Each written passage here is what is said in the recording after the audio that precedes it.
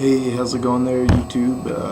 Yeah, if you can't tell, this isn't my room.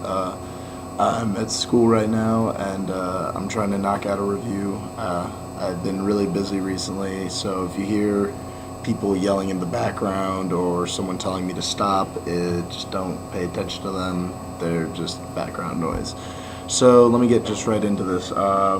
What I saw this weekend was The Thing, and this is another prequel to a classic movie, like really classic, like John Carpenter's The Thing. If you haven't seen it, don't even bother even thinking about looking at this movie until you've seen the original. Like, and then you may not even want to check this out, but still, definitely check out that one. So, I want to get this out of the way. One thing I noticed about these kind of like horror films, because that's what I'm just going to throw this in as, because it's basically just a horror film. It's the audience they're going after. Get this out of the way. The performances, they're par. Like, they're not bad performances like most horror films that you'd see, but they're nothing special. They're average. They're people talking on screen to each other.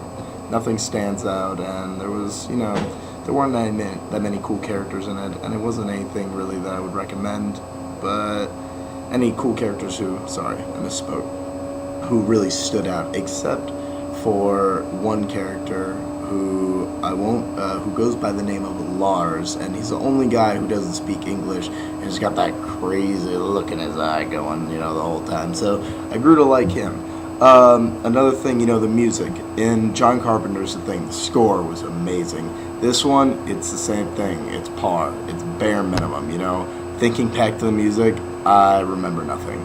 So if that tells you anything, yeah.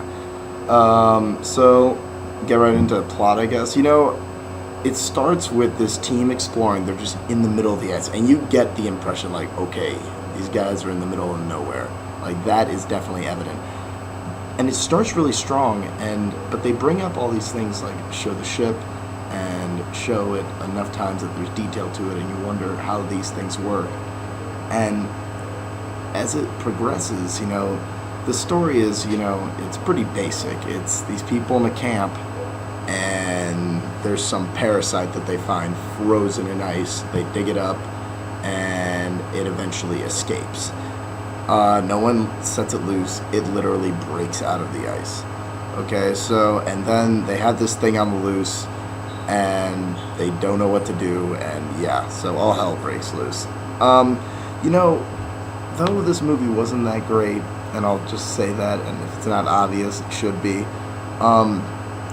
it brings up really interesting concepts that are some of the biggest strengths that this movie has that I won't spoil, but they got close to doing that thing with the wire and the blood, and they didn't. They found something a little clever, I'll say, that made it so they didn't need to do that. So when you check it out, you'll know what I'm talking about. Overall, they take they take a concept that was a gimmick in the first place, which was surprise, and they whore it, and they take all the CG and use it for action purposes, and some horror sequences that are pretty cool. But like, a thing I didn't like was once someone was infected with the thing, they would have like almost like a generic look to it, and like, okay, now that person is the thing, or is the thing right now, like the whole thing that was awesome about, I keep saying the word thing, the whole thing that was awesome about the original was that there were no limits to what could happen in it. Everything was off limits. Anything could be killed by anyone, anyway. It was very, very unique for its time, and still holds up today perfectly. There were some pretty cool kills in the movie. The Thing was used creatively a couple of times, but it's a huge missed opportunity, and they could have done something way, way more awesome. I will say that the creature did get some cool looks near the end, but still, it just, again, like, there's so many creative people. I could have thought of something more creative than what they did in the movie. They had some good ideas, and I appreciated them, but again, like I said, missed opportunity.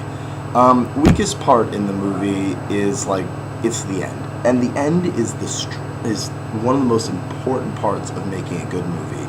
And at the end, in the last 20 minutes, where it just really, really hurts itself, and it has no one else to blame but itself, because things happen in the movie that made it so they go somewhere and they see things that, when you see something like that, normally you would make a comment on it or say something about it, or maybe if you're gonna spend the time and the budget, to bring something expensive looking like that up, like, at least give it some background to it, because if it's unexplained, giving us no concept to it, we're just looking at something with some pretty colors, and that's not what I'm looking for here. I'm looking for something to get explained to me. I know what I'm looking at, and I know what it does.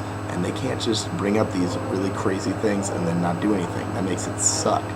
So, get to the end of this. Overall, there were parts I genuinely enjoyed. And there were a couple nods to the original that were cool, and some things that were like, that's how that happened, that's how that got there, and that's why that axe is in the wall. Like things like that. That's cool. And they made it make sense. It's not just like, haha, this was there in the original, I'm going to put that there. Like, it was cool. And also the direct connection to the end from the original at the end of this movie was very, very cool. So if you can't tell by now, dug this, but it was kind of bad. Rent this. This is a red box movie, so check it out. Catch you guys later. I'm going to try and keep pumping out these reviews as fast as I can, so keep checking them out.